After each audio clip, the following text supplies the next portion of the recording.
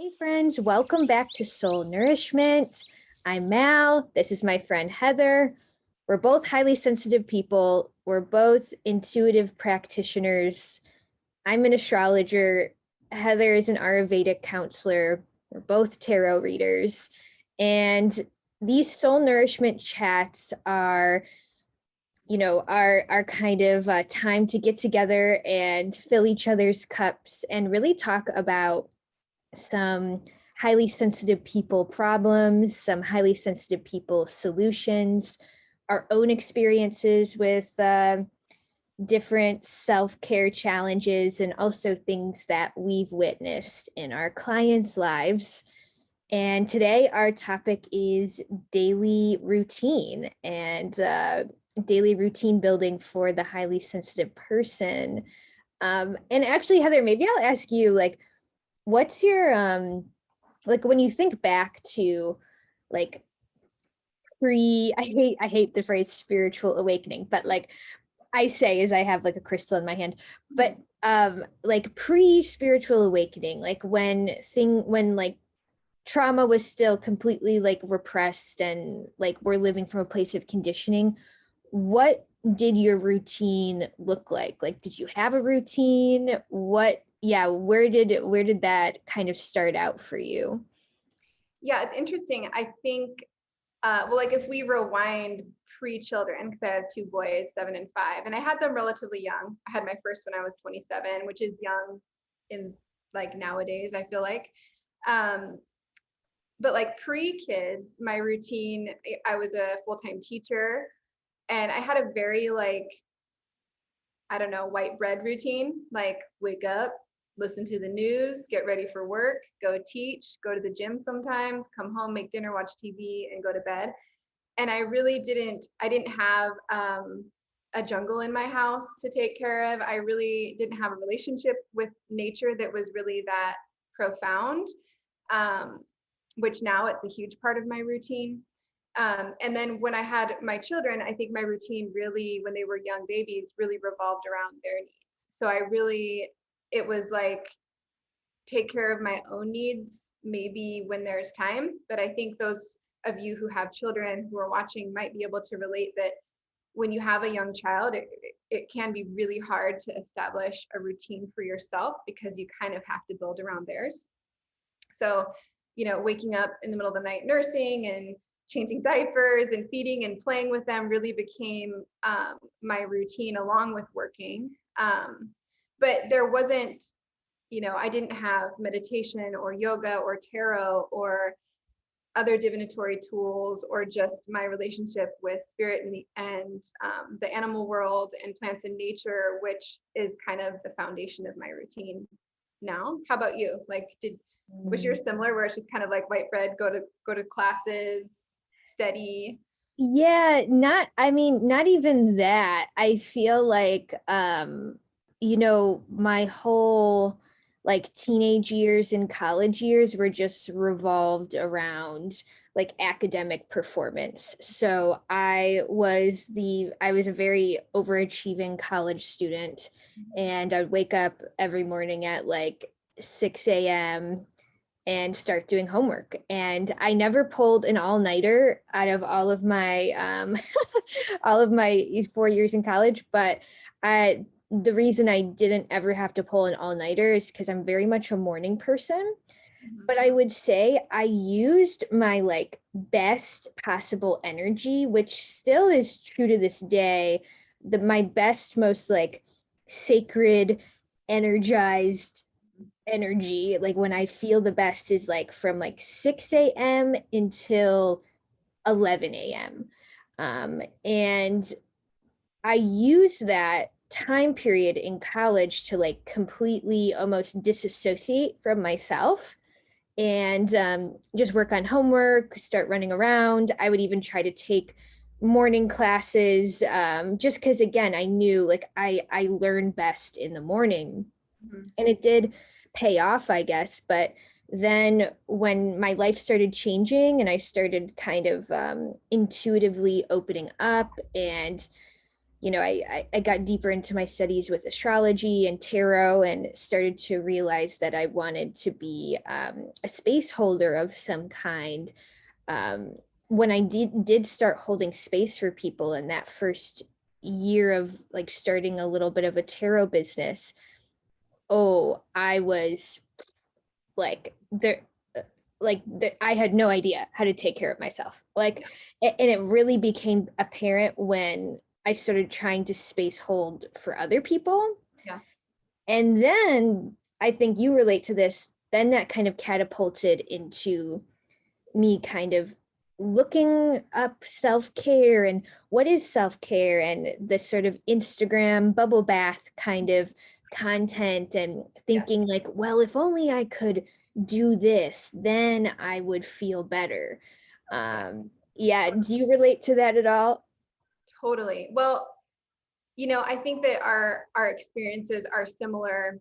I totally relate to the high performer in college. Like if I think I didn't rewind far enough back to my college days, but like my routine was studying and performing because I was a rewards-based motivated child and teenager and college student.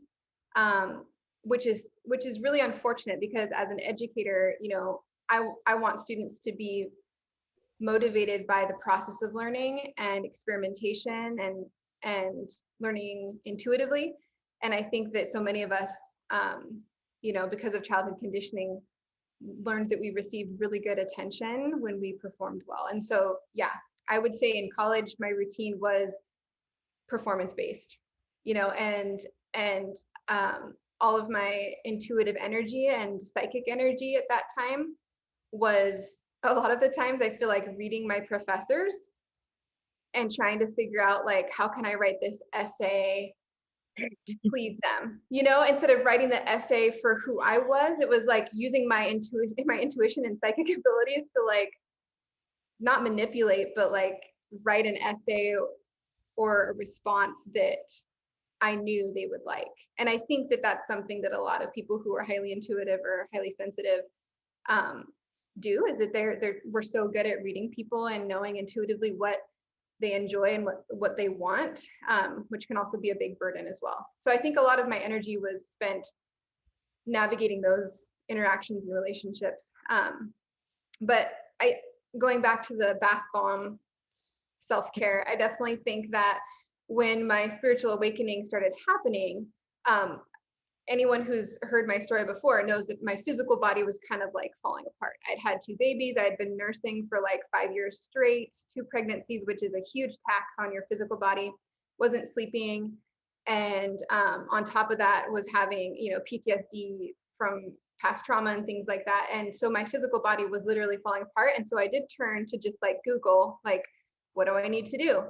And what do you know? Most of what I researched and tried implementing didn't align and didn't work, because I was just kind of trying things willy-nilly, but not actually asking myself if that's what I needed or tuning into, my intuition and physical body of like, what do you actually need? Because I think if we ask ourselves like, what do you actually need, we'll figure it out. But if we just solely rely on Instagram and Google, we can get lost in that trap of just like trying one thing after the other and failing and feeling, like we don't know what we're doing.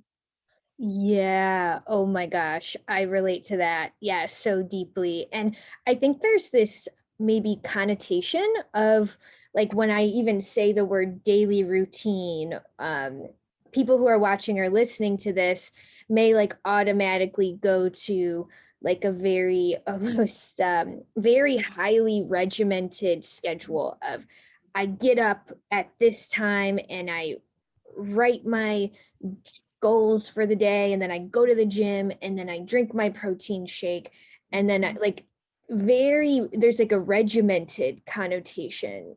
Yes. And I really had to learn that that is not the way for an empathic, highly sensitive person like myself. I'm not saying, I mean, it could be grounding for some people. For me, what it did is it kind of was not necessarily like re-traumatizing my inner child, but it wasn't necessarily making my inner child happy. Mhm. And for me, and think something that I try to like work with my clients on is really reconnecting to those inner child pieces Yeah. and having that kind of be the foundation of everything. And, when I ask my inner child, like, what do we need to do today? Or what do you need today in order to feel good? I mean, is a little kid going to be like, yeah, I want to get up at 6 a.m. and go to the gym and do a workout that I don't like and force myself to run on a treadmill and then drink a protein shake? Like, no inner child is going to tell you that. So that's where I started to kind of feel like, like this isn't what this picture that people are painting for me, that the Yeah. wellness industry is Yeah. painting for me is not for me. Yeah. Well, I love that too, because I think children and our inner child are the greatest model of intuitive living.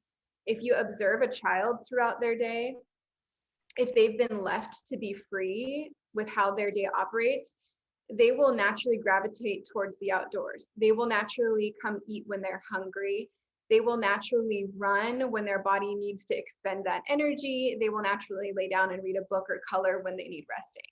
But we as adults interrupt that whole cycle and we tell them, like, you eat now, you sleep now, and I do think it's important to, like, not let your child stay up until midnight so that they can get enough sleep so their brains can develop. But, children are naturally just so intuitive with their environment if left to their free will. And I think also, like you said, no inner child is going to be like, yeah, running on a treadmill sounds super fun. Like, I'm super excited about that. And I think the running on a treadmill and all of that is, again, the rewards based um, mindset of like seeing the numbers change, or like how many miles or how many calories burned.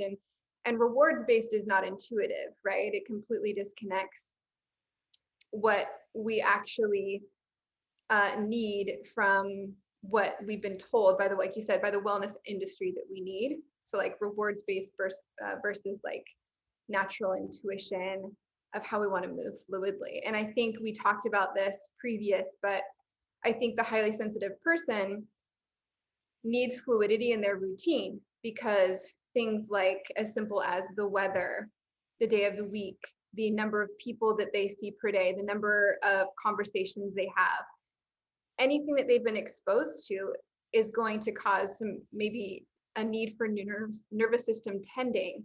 And that shifts from day to day. So having this like rigid, strict routine that's like the same thing every day isn't going to serve the variation in nervous system needs from day to day for a highly sensitive person, in my opinion. Ooh, yep, yep. This is something that I like to think about. Like, I really think what the highly sensitive person needs is sort of like structured unstructuredness, if that makes sense, or like fixed things that they know makes them feel better, like a Yeah, nourishing meal, a walk outside, body movement, but the actual timing and the amount we're doing that per week may be very fluid and yeah, fluctuate yeah, depending on the season, depending on how your body feels that day. Um, it's funny because like listening into what my inner child needs specifically this week. And it's funny, I just had a cancellation for a meeting tomorrow. So it was like the universe was like, yes, you need this. Like, I honestly need a day of silence. Like, I'm going to take a day of silence good. tomorrow where I'm not going to talk to anybody. Yes. And I know that may sound weird to maybe like the non highly sensitive person, but the highly sensitive person probably understands, like, there are some moments where your inner child's like, man, I'm like sick of like performing, or I'm sick of like you making me be an adult and I just want to veg out. And by no means am I saying I don't am not enjoying this conversation with you right now because you're my favorite. You're my favorite highly sensitive person to chat with. Yeah, but you get what I mean. Like, it's surprising sometimes what Yeah. your inner child asks for, and Oh yeah. also surprising what happens when you let yourself have fluid needs, if that makes any sense. Yes, and I love what you said, the structured, unstructured, because it goes back to what I was saying about children. Like we probably don't want to allow kids to just completely run their day, but we can set them up with tools to get through their day kind of more intuitively and naturally. And that's the same like you were saying for us. If you have a bag of tricks of things, like your little witchy bag of highly sensitive person tricks that you know you can fall back on that are going to be your anchor, right? Whether like for me, a lot of it are Ayurvedic practices or meditative practices or yoga practices or food even. I have that bag of tricks that when I'm feeling really off or I'm feeling depleted or my nervous system is funky or I feel really low energy or foggy, I can say, okay, I feel foggy. This is what helps me when I'm foggy. I feel depleted.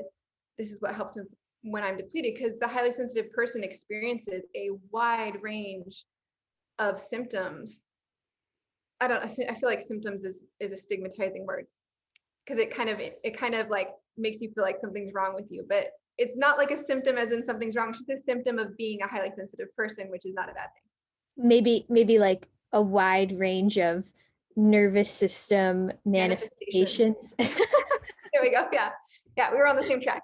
Yeah. Yeah. So when you know your wide range of nervous system manifestations, when you've been over depleted and you learn which tool in your bag of tricks works for what, I think that is really where your routine is grounded and founded. Because I think where you and I were lost in the beginning is you might try to do this one thing for every manifestation of your nervous system being off, and it's not going to work that way, you know. So I think it's really about kind of trial and error and being okay with just giving yourself maybe a few months to really figure it out. And know, like you said, from season to season, we know Ayurvedically that our needs change drastically from season to season. The foods that we eat, our movement practices, our resting practices, even your meditative mantras, you know, the pitta season, which is summer, is really a time to like grow, and the seeds that we've planted in the spring are now like coming to fruit and harvesting, right? We're moving into harvest season. And so if we think of that metaphorically for ourselves, you know, that looks a lot differently, and what tools might be in your bag during like harvest season versus like planting seed season in the spring, if that makes sense. Right, right. Yeah. And I think that's where it's at. Like, because if you really think about how did the hunter-gatherer human um like live, and by the way, I do have a student who right now who is an anthropologist, and I'm sure she hears me listening about history and is like, what is Yeah. Mal talking about? So my timeline might be a Yeah. little iffy We're here. not historians or Right. anthropologists. We're just going to try and roll with it. We're going to do our Right. best. You get me, you guys get me though. And yeah, like when we think of like that hunter-gatherer human, they were not doing the same thing every day. They absolutely were not. There were some days where they probably walked and moved more. There were probably rest days. There were probably like environmental factors back then that kept them inside some days. And like, when we think about the humans, even the metaphor behind like the human's body and us being connected to the planets, like, do you come out of your mother's womb looking like this? No, you change over time. We all used to be little babies, and now we're 10 times the size of that. And 10 years from now, I'm going to look completely different. You're going to have a completely different set of cells in your body because the body regenerates. So if the human body is constantly changing, if the human body is a fluid thing that is constantly reacting to external stimuli, like why the heck are we trying so hard to like box this in and do the same thing every day, or you're somehow a failure or not accomplishing your health goals or whatever capitalism shit is, Yes. you know, intertwined into your daily habits, you know? Yeah. No, that is 100%. And it's so funny because my son Jamin, who is your birth chart twin, I got him this book of called Factopia, which has like a bunch of different facts about the world, because he loves knowledge and he loves facts. And so he read me the other day that every 10 years we have a new skeleton, technically, because our bone marrow cells are regenerating. So like every 10 years we have like kind of a new skeleton, which, like you said, our needs are going to always be changing. And I wanted to rewind a little bit because I thought of something as you were speaking about the hunter-gatherer, little tidbit there, that in addition to their days looking differently based on the season or based on what needed to be done for survival, they also had seasonal spiritual practices, right? And like um, things that they would do, from tribe to tribe, or however you want to, your anthropologist student could correct me here, but like whatever tribe they were in I'm sure had their own unique spiritual practices to their gods, right? Or to their ancestors and to the animals that they were harvesting, if you want to use that term, during those seasons. And so shouldn't our spiritual practices evolve with the seasons as well, or change day to day based on how we're feeling or the weather or whatever it might be? And then we also touched on this a little bit, that I kind of have this like belief that highly sensitive people were evolutionarily advanced before the Industrial Revolution. We talked about this right before we came on, that if you think about a highly sensitive person is highly attuned to their environment, and to be able to survive during hunter-gatherer days, you had to be really attuned to everything around you, to find food, to look out for predators, to be in tune with nature, and all your five senses were highly advanced. And in that environment, it worked. It was fabulous, right? It was a good symbiotic relationship.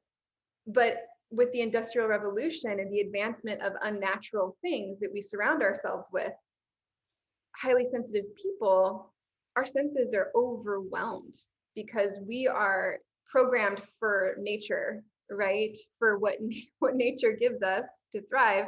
We're not necessarily programmed for big city living.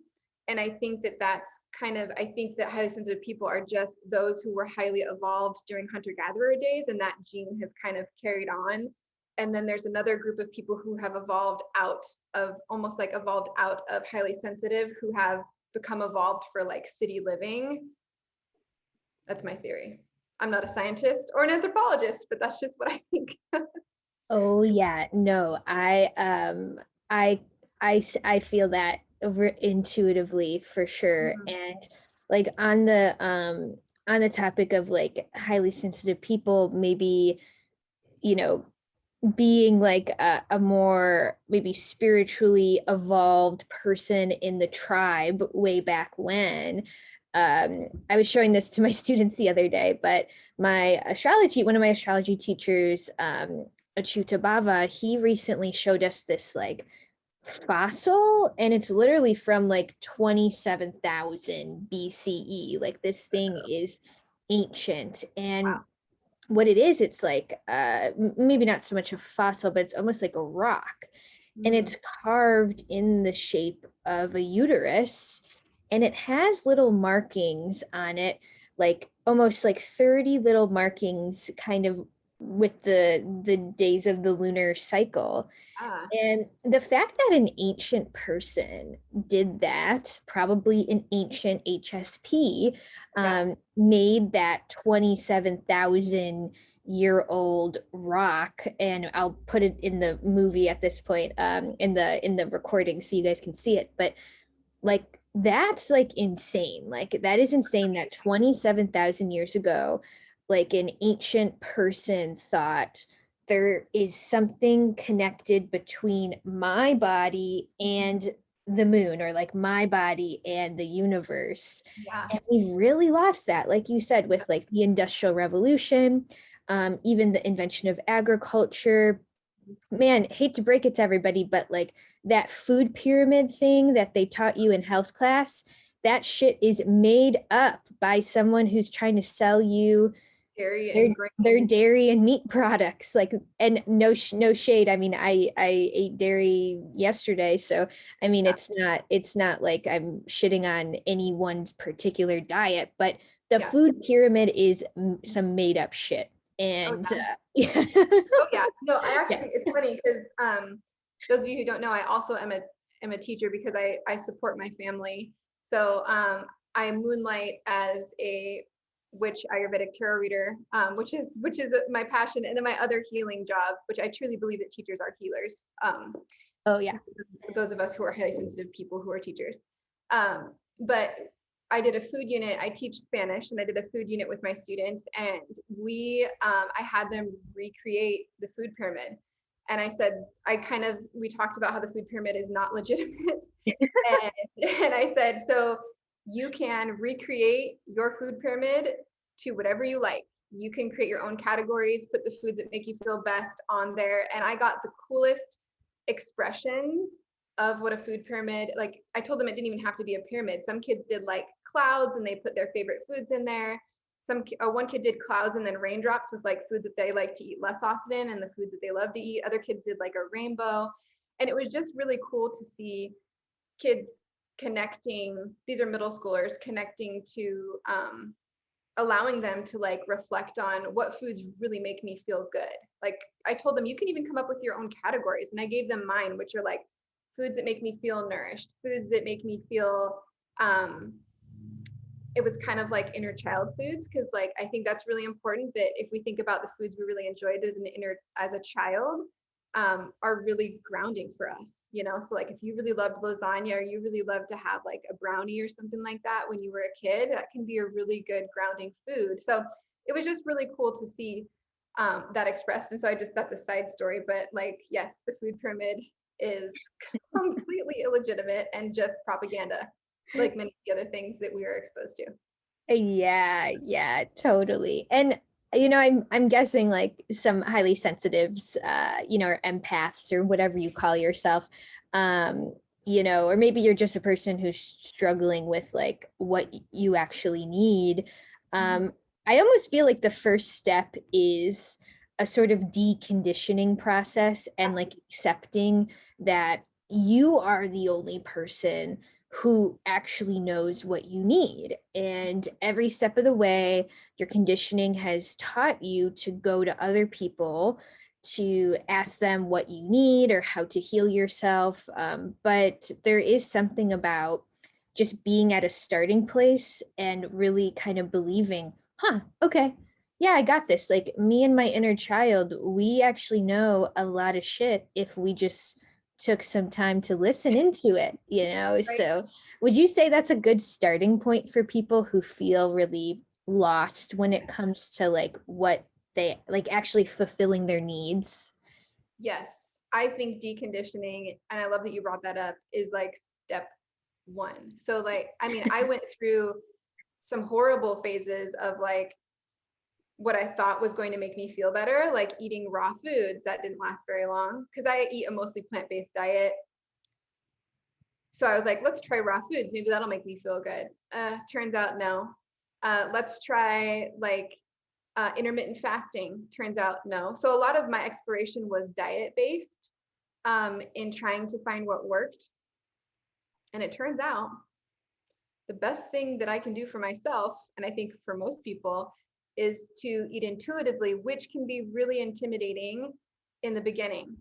Learning how to eat intuitively can be really scary for people because they think, oh my gosh, I'm going to gain so much weight, or like I'm so used to certain foods being off limits, or I'm so used to being told like I need to eat this then and that then. And when I go back to my I won't mention their name, but the school that I went to for my Ayurvedic studies, which did provide me with all the knowledge that I have.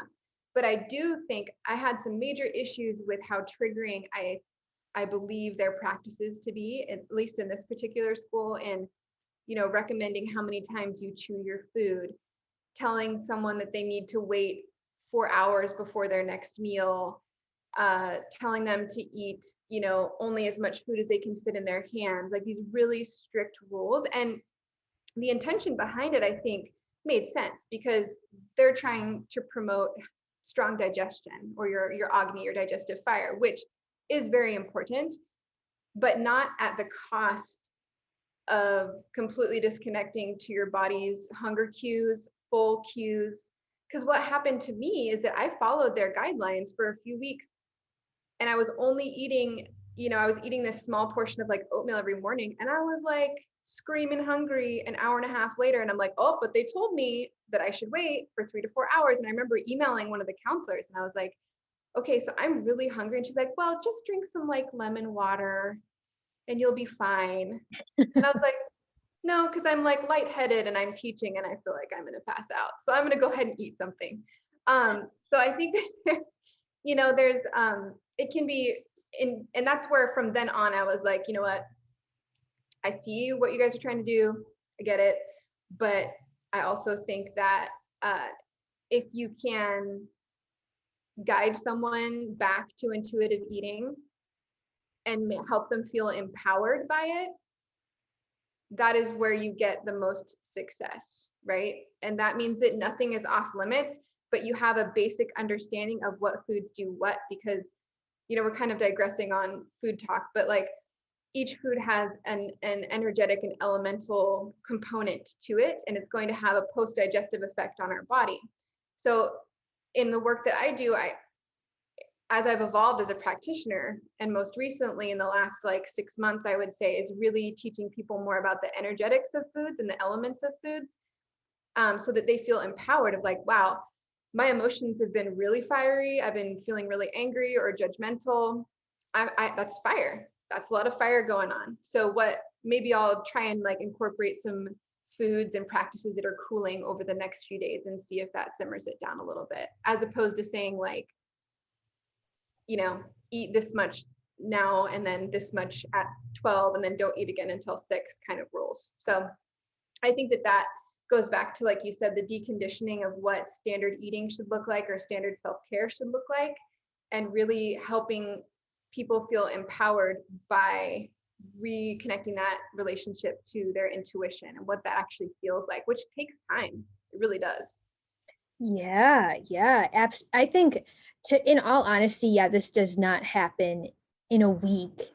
No. It's probably taken me a good like 2 or 3 years to really get to the point where I Yeah. am, which is definitely not like perfection at all, but it's like I'm at the point where I can actually cue into body cues and like what my inner child is saying, and that comes from like a lot of practice. And I'm so glad you're bringing up food, like, and that's why I love Ayurveda, and thinking about food in an Ayurvedic context has been healing for me, because it makes me feel like food is medicine and food is magic, which Yeah. it is. But then even like tuning into your body's cues of like how much sleep you need, and like maybe one day you need a nap and the next day you don't, or tuning into some days I'm super hungry and I do need to eat more, and some days I'm not as hungry and I'm not craving as much fruit, or like whatever it is. Yeah. Really like interesting things start to happen Yes. when you almost like just like wipe the slate clean, and like you're like, fuck everything everyone has ever told me about caring for myself.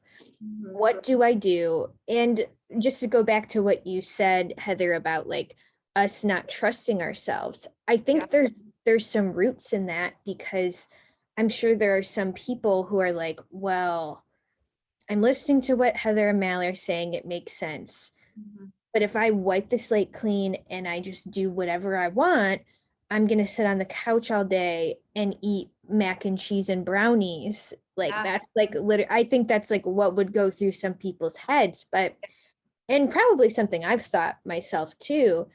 But almost, I can't promise you, but I can give you like a very firm, like, I don't know, like encouragement Yeah, that that won't necessarily happen. Like, you're going or to maybe start. not continuously.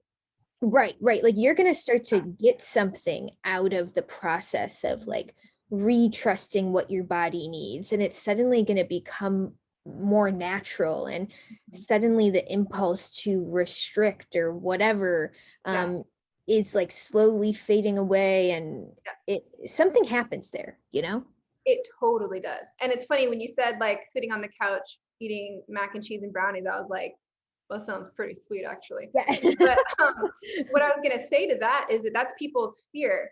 But the beautiful part about our body, unless we have like something clinically, like a clinical imbalance, which is legitimate, but if you have, if you're able to take medication or it is well relatively balanced, your body isn't going to crave sitting on the couch eating mac and cheese and brownies every day. Maybe like a day or two, but intuitively on the second or third day, you're going to feel that like craving to go outside and move your body, or you're going to feel that craving to have like some sauteed kale and veggies. Like, and that's the equilibrium here, is that with the fluidity of allowing our practices and our foods, is that opposites are always going to come into balance, which is an Ayurvedic philosophy, right? And that's really what I think intuitive living and eating is about, is that when we stick to this strict, monotone, black and white bread routine all the time, it's actually, I personally believe it's unhealthy, because at least if we look at like our digestive health, our gut health thrives on variety. So when people, and I'm not bashing, because it's not their fault, because mainstream wellness companies and media have like I apologize for the noise, there's some garbage truck going by, but we've been spoon fed to believe that like meal prepping and eating the same food for 5 days in a row is healthy. But first of all, a few things: that eating the same food over and over and over again, the same meals, we're not giving our bacteria in our gut a variety of food to build. And the bacteria in our gut like to have lots of different things. It's kind of like, I feel bad for most pets because they eat like the same. My dog like carrots and squash and like other things so that her gut bacteria is healthier. So there's that. And then there's also the energetics of a food, even like a few hours after it's cooked or a day after it's cooked. The energetics of it are like depleted, the prana, the life force energy in it. It's kind of like dead food. So, not to say that eating leftovers is bad, but if you're meal prepping and you're eating something that you cooked 5 days previous, it'll provide calories, but it's not going to provide variety for your gut, and it's not going to provide chronic energy and make you feel really alive. So it's so important to have that variety, and also to eat foods, like I was saying, that our inner child find fun and pleasing, because we get so much pleasure from eating. And we put words on it like indulging or a treat, which stigmatizes it. And I just think of it as, my inner child really likes ice cream. So in the summertime, when it's not going to make me freezing, I'm going to enjoy some ice cream. You know what I mean? Like, I think it's just reframe it from the term indulging or treat to just like, this is food my inner child likes.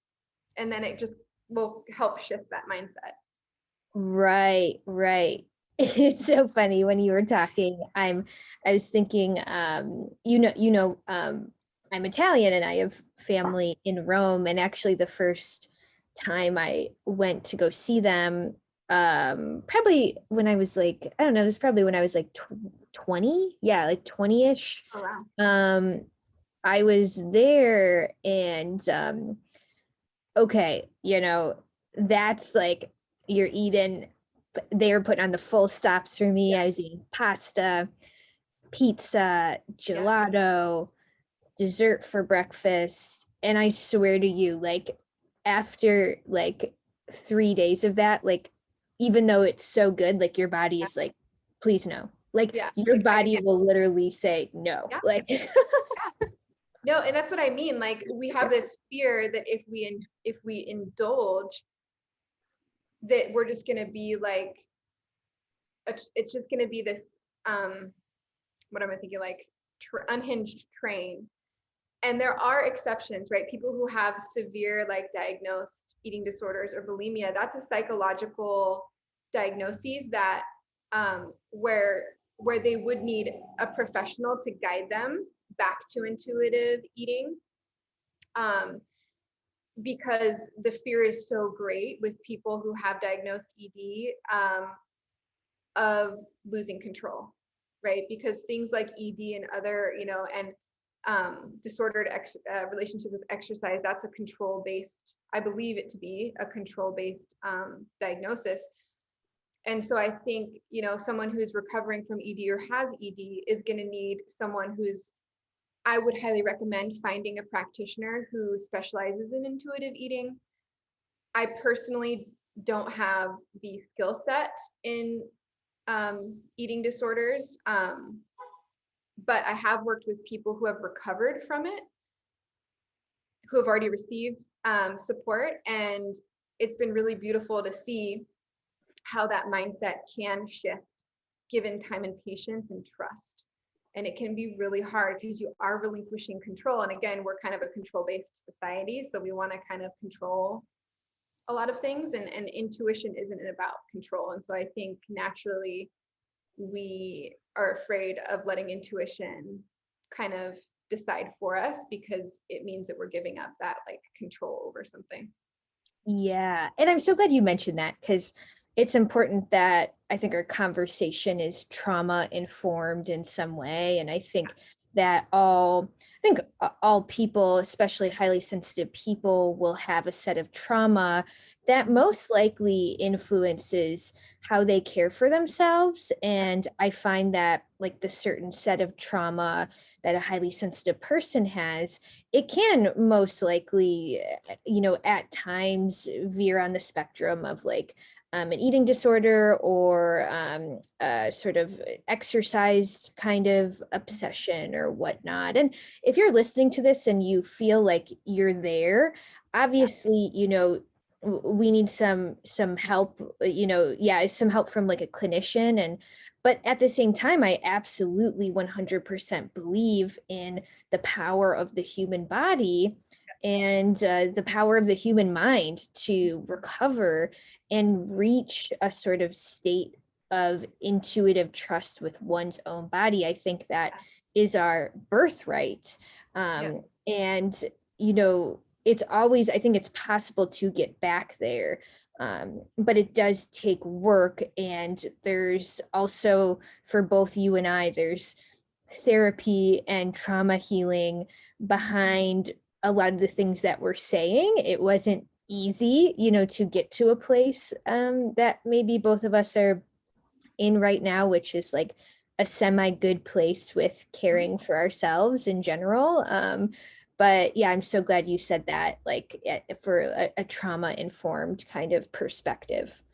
totally. Yeah, and I think I always mention that because I was never diagnosed with an eating disorder, but I definitely had disordered eating habits, and an unhealthy relationship with exercising. Just like literally, you pinpointed it for me, and that was during that time where PTSD was coming out and trauma symptoms were coming out, and I didn't know how to manage it, so I sought control through eating and through exercise. And so I would say to anyone who's experienced trauma, who's watching this, or who is experiencing PTSD or anything like that, if you can see, oh my gosh, I've been trying to gain control because I don't have control over intrusive thoughts, right?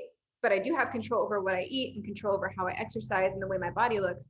If you're experiencing that, I would definitely say, if you can find a therapist. It's really hard. If you can find a therapist who is kind of witchy, who is intuition based, in tandem with like the work that Mal and I do, I think that that's where you start to get to like where you said, Mal, where we're like in a semi-good place, because it always ebbs and flows, right? Sometimes you can feel like, oh my gosh, I'm regressing or I'm stuck. And it can take a little while to kind of get your momentum going again. But I would just say for anyone who feels that if that's where you are, kind of where Mal and I were, maybe like 4 or 5 years ago ish, that's a really good place to start, is just that recognition and to relinquish judgment and understand that that is your body, just it's a survival skill, not to judge the fact that you're trying to control through these other things. You're just literally trying to survive, and that's how you're currently surviving, and that's okay. Right, right. Yeah. And you are never, ever, ever going to heal anything by force. And No. the whole point of what we're talking about, like, developing, a routine after trauma, or like, developing a routine that actually feels aligned. The whole purpose of the routine that we are speaking to is a routine that is not forced, Yeah. a routine that is coming from a place of intuitive alignment, that feels good, that ideally makes you feel better. Although I think there are times in everyone's healing journey when we can just feel like, I'm drowning in this, like nothing's helping. And I think that's sometimes natural. Like sometimes that happens when we are really diving deep into our healing, but it's these routines that can kind of help us kind of get back to equilibrium too. And I would love to know, Heather, like, when you wake up in the morning, like what are some like things that you feel into or do to sort of start to intuit, like, what do I need today? Mhm. Oh, I like that question. Well, I've really been enjoying the summer season because, with my other job as a teacher, I have a more fluid schedule, and so I don't have to wake up to an alarm. So I really do enjoy allowing myself to wake up naturally, which is usually like 6:30. And I actually do. I have a video in my reels on Instagram of like bed yoga. So I actually start my day. I mean, it's like very loosely yoga. It's like lazy holding positions yin yoga. Um, but I'll usually move through a few poses, and I like to hug a pillow. So like I hug my pillow while I'm doing that. And I really like almost do kind of like a body scan and just kind of see how things feel. Um, Usually I carry a lot of my energetic blocks or, overload in my hip zone, like the back of my hips. And so I'll usually tune into that and see how high it is. And if it's really high, then I kind of know I have maybe a little bit more gentle work to do throughout the day. But like, for instance, yesterday when I was kind of checking in, I noticed that I felt a little congested and my eyes were kind of itchy. Like I had some allergy stuff going on, which Ayurvedically is connected to the dosha kapha, which is earth and water. It's the inert, heavy dosha. And so I knew like, okay, so maybe I'll get a sweat today, kind of build up some heat and maybe eat some more pungent food. So I had like red onion and, things like that. And, those are all things that are like in my, like we were saying, my bag of tricks that I'm not going to do those things every day. But when I'm laying in bed and I'm kind of just doing this sort of body scan of like, where do I feel kind of energetic blocks or kind of funky? Then I can go, oh, okay, so I need to build up some heat today, or maybe I need to invite in a little bit of cooling depending on my emotions or how I'm feeling. And then from there, I kind of go into my morning Ayurvedic routine, which is like oil pulling and tongue scraping and things like that. But I would say the biggest thing that I rely on in the morning is that sort of body scan. And then when I go into my quiet time, which is kind of sort of meditative, sort of not, it depends on the day because it's fluid, right? A lot of times I'll get some like intuitive downloads of stuff that'll come through of just processing, maybe from a dream the night before, or just something that I want to kind of ask the cards for that day will come through. And I just create space in that morning time for all of that stuff that I've been processing during the night to kind of come out. And I think that's really important, instead of just getting up and going right into like a really rigid routine. What about you? Yeah, I feel that. Definitely. Well,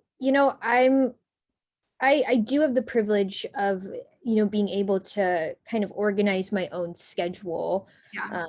And because of that, I typically have like, I typically don't, I have the morning to myself, which I know not many people actually have. And most people will, need to tend to their children or, go to work. So do be mindful that this is coming from someone who does not have children and does not have a like typical 9 to 5 job. But because of that, um, and one thing I want to say to that I'll just add here is that became like very apparent to me that was something important to prioritize in my life.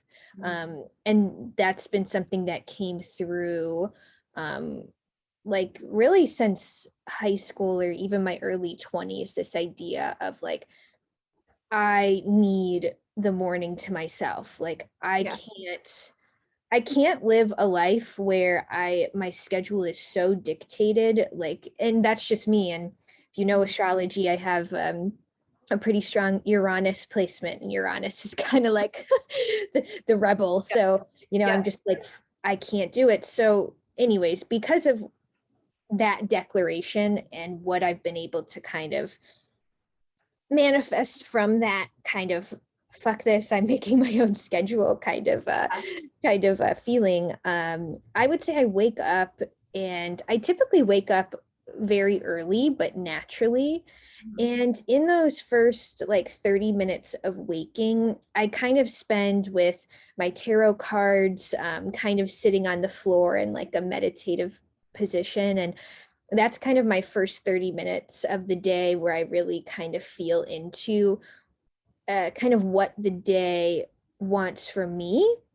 And instead of what I want from the day. Yeah. Yeah. And because sometimes, and granted, there are some days when you have to get shit done because you own a business and you're seeing clients. And, but like if I do have some time and, my body tells me I need to rest a little bit extra in the morning, I will do my best to listen.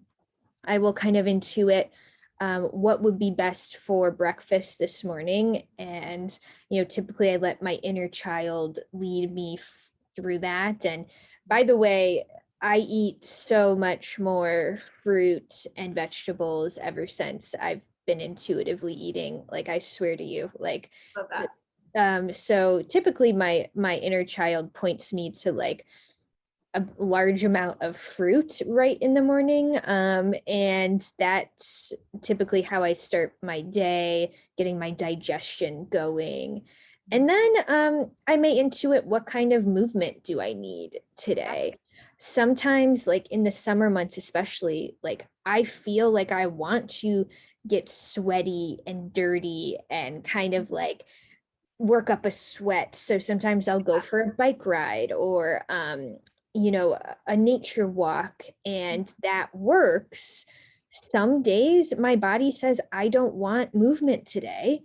So I do some stretching, and I might spend some nature time more just like sitting outside versus a hike. And Yeah. I've tried to listen to that, like, and it's been at times it's been hard, and at times there's been guilt that comes up from that, Guilt, those. it's funny because the word guilt was coming through and I was waiting for a break. So I'm glad that you got that hit too. Because I think, not to interrupt you too much, but I do No. think that part of the problem with a really rigid routine is that there can be guilt when we don't follow the routine, right? Is like, oh my God, even like, recently for me, on a day where I don't have the space or the energy to pull cards for some reason, and I don't journal because I have a daily like tarot journal that it's like a 3-year journal, so it's really cool because I can like go back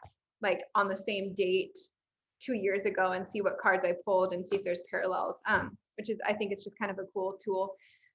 But there will be days even now where I as a mom or just busy or energetically just didn't have the space. And then at the end of the day, I feel like this guilt of like, oh my gosh, I didn't write it down. And so I think that that is something to be mindful of and be really gentle with, because that's intuition. You know, if you have a day where you feel like, you know what, I don't feel like I need the cards today because I'm feeling tuned in enough, or whatever it might be, or I didn't, like you said, body's saying don't need to sweat today, and you don't do it, and then you have guilt associated with that. That's something for people who are new to this intuitive living. You're gonna have that come up, and it's important to recognize that and remind yourself like, nope, nope, no judgment. We're not feeling guilt, and work through that. Because I truly do believe that, and this used to be the instance for me, and I know it was for you too, with your running, that especially with movement, when, or even eating, like you really want this, but the world tells you should be eating this salad, but you really want something cooked, like some pasta that's heavier and more grounding, but you eat the salad anyways, or your body would rather just do some stretching as opposed to running or lifting weights, but you do the running and lifting weights anyways. It's almost like a little trauma against our body. Like we're traumatizing ourselves, Yeah. right? I Yep. feel it's like we need to be conscious that other people are capable of traumatizing, but we are capable of traumatizing ourselves and like abusing ourselves in that way. And so it's important to recognize that as well. Oh yeah. That Yeah. that might actually be like also like in that first step of figuring out what you need, almost inquiring, doing a little inquiry in an honest way, like how much of your current daily routine is motivated by some unconscious or conscious seed of self-hatred, guilt, body hatred. And I don't care like how hot your body looks. And by hot, I mean more of like a white conventional Western attractiveness. Yeah. I don't care how hot your body looks. If you have a really super hot body, but you do every single thing throughout the day motivated from a subconscious seed of self-hatred, Mm-hmm. you're not healing, you're not unpacking your trauma, you're not connecting to your inner child at all, you're continuing to abuse your inner child. And I think that's been like for me like a big light bulb moment. Like it's like figuring out it's not just me pushing myself to go for a run Yeah. when I don't want to. That's actually me acting from a place of self-hatred, and Yeah. that's not okay. We don't do that anymore, or at least I try very hard not to do that anymore. Yeah. Oh yeah. No, that's been one of the biggest shifts for me, is the recognition of like all of the exercising I used to do, all of the eating I used to do came from a place of seed, like a seed of either self-hatred or just conditioning or disassociation of like, I really need to be processing this intrusive thought or this PTSD right now, and it's making me feel really angry. And I've told you this before, but instead of processing it, the anger in a different way, I'm going to make my body work out until it physically hurts, like almost taking the anger out on my physical body, which is like self-neglect and self-abuse in a way. You know, Mhm. it's a similar, I equate it to self-harm in a way. Not, and again, that's triggering. I know that self-harm is a very triggering word. But I do think that self-harm can look different. It's a spectrum. And I think that over exercising, to the point where you're in pain or just really uncomfortable, like you're running and your body is like not feeling good and it's hurting, but you keep doing it, right? That's a form of like self-harm, and you're funneling that anger and that self-hatred through your physical body, which is just so unhealthy. And it took years for me to realize that's what I was doing. Mm. Mm. And so for anyone who, if this is a light bulb moment for you, again, be gentle with yourself and don't self-judge, because it is a form of survival of trying to figure out a way to manage these really traumatizing deep things. And it's not, I think that that's a huge thing too as well, is to be gentle and to recognize it as a form of like survival, because if we just didn't know what other tools to use. So that's the tool we use to funnel the self-hatred and the anger, because if we don't funnel it, then it's going to manifest even bigger. So it's a way to kind of keep it at bay, right? We keep it at bay, but it still is like self-harm against ourself or self-hatred, and recognizing that and being able to like say, okay, no, we're not doing that. Like you said, we don't do that anymore here. We don't do that. We got other tools we can use, is when the healing can really start to happen. And it just takes that self-awareness and that recognition and the release of judgment and guilt, because you recognize that you were just surviving. You were surviving. You were managing it, just not in the right way, just not in a sustainable way. Right, Yeah. right, Heather. Yeah. Oh my gosh, so powerful. And I'm excited to see like if you do feel inspired by listening to this conversation, like you know, I guess the homework. Yeah. We're both teachers, so First homework. the homework actually isn't, in sort of finding your aligned routine.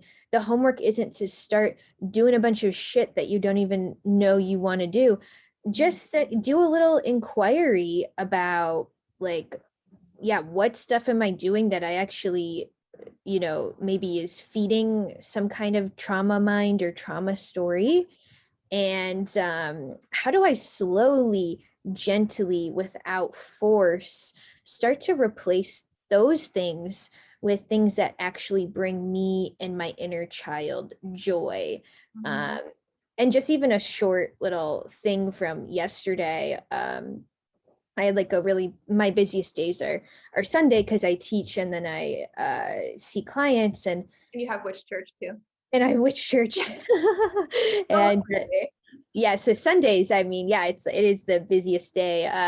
So there's and in the middle of Sunday yesterday, like I was hungry and I was like, I don't really know what I want to eat. And I hate that feeling of like being hungry but not in the mood for food, which is a very common experience for a Yeah. highly sensitive person. I think Yep. it comes from our natural ungroundedness, but Mhm. I was able to ground into something, and I was able to make a connection with my inner child in that moment. And my inner child asked for oatmeal, and I was like, I was like, okay, that's kind of weird. It's like Little- 2 in the afternoon, but I trusted it, and I made myself a nice bowl of oatmeal with some like nuts and seeds and a little bit of fruit and maybe a Yeah. little bit of peanut butter. And honestly, I felt really good. And knowing what you've taught me from Ayurveda, I was thinking, oh, maybe after so much energetic work today with other people, maybe my body's feeling a little bit cold, a little bit vata. And Yes. my body slash my inner child is asking for like a heavier hot Yeah. food right now, Yes. and I gave it to them and I feel better. So Yeah. everybody who's listening, like you're one day you're going to have that moment where you are Yeah. like, boom, I just fed myself what I needed, like and it's going to be magical, and it's a very healing moment. Yeah. And the other thing too that I love about that is that your inner child naturally gave you some of the most grounding, heavy foods that are available. Nuts and nut butters are heavy and grounding. Um, Oatmeal is sweet, which is a taste that pacifies vata. It's warming. You probably put some cinnamon in there, maybe some warming spices. Like that's like bravo, right? Where you're like, yay, we did it. You have that moment where, instead of just subconsciously reaching for a bag of crackers, or not. I'm not demonizing crackers. I'm just saying in that moment, Mal recognized that her vata dosha was a little vitiated from speaking in front of a screen, from working with clients, talking a lot. Those are all things that aggravate vata. And so instead, what a vata who is not tuned in might do is to grab some raw veggies, some chips, some crackers. Those are all dry foods that vitiate vata, which are fine to have if you're like not in a moment where your vata is ungrounded, like look, no food's off limits. But because you were conscious and you were connected, instead of just grabbing that and making it like, oh, this is easy, I'm just going to grab this and eat it, you actually tuned in, and that's great. I'm so proud of you. Thank you. Yeah, it was a moment. It was a moment yesterday. It was a moment. Yay to little Mal. I wish we could have been friends as children. Like I feel like we would have been like the best little witchy friends. Oh my gosh, Heather, that would be a very healing experience. But at least our inner children can kind of be friends now. Yeah. So they're still friends. I would love to see us like as like a fly on the wall in a classroom together, like or on the playground, like hiding away from all the other kids in the trees. we would have definitely been the kids who are not at recess, not on the playground, but away from everybody else under the tree, making fairy homes or something. Fairy homes, yeah, making potions. I frequently would find like bugs or birds, like dead birds. I used to seem to find a lot as a kid, and a couple of times bats. Like I would find like bats really liked the school that I went to, so I would just hang out with bats at recess. Yeah, comment down below. Are you a highly sensitive person who also had a lot of animal interaction as a child? No, let us know. That is a good sign that you are an HSP. Yes. One of like thousands. Yeah. And maybe we'll say to the listeners slash watchers, if you have any suggestions or requests for any other highly sensitive person, empath, self-care, healing, Ayurvedic topic that you want Heather and I to talk about in the next Soul Nourishment installment. Hopefully we'll be having these out once a month or so. Yeah, comment below, DM me or Heather. I'll have our info in the show notes. Is there anything else you want to add, Heather? No, I think as always, we fluidly move to that conversation. And I think, like you said, the takeaway, just to reiterate it one more time for myself, I like to frame things and kind of give closure for my brain. I think what Mal said is so important for anyone who's watching or listening, and you want a starting point is to like grab your journal, grab a piece of paper, write down your routine that you currently have, and then for each one go through and try and find, like you said, the seed of that routine. Where is that routine founded and why are you doing it? And if you find any that you recognize as rooted in conditioning, trauma, or self-hatred, like we highlighted, that's a good starting point, right? And then you can start to build your little bag of highly sensitive person tricks over the course intuitively of the next, maybe that's what you work on for the next year, is to really play with what works and what doesn't, and just be really patient and gentle. Because like Mel and I said, it took us both a very long time to really key in, and we're still evolving. Like Mel said, it'll change with the seasons changing. It'll change as we age and all of that. So thank you for watching. Yeah, awesome. And maybe we'll even do like routine building part 2. Like I'm sure we could extend this conversation at some point. So yeah, I think we could definitely delve into even maybe like the how to.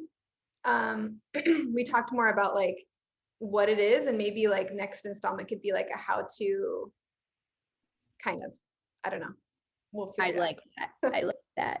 Well, okay. Thank you, my friends, for listening and watching. And you can find all of Heather and I's info, websites, Instagram, social media, stuff like that, all in the show notes. And we will talk to you in the next Soul Nourishment.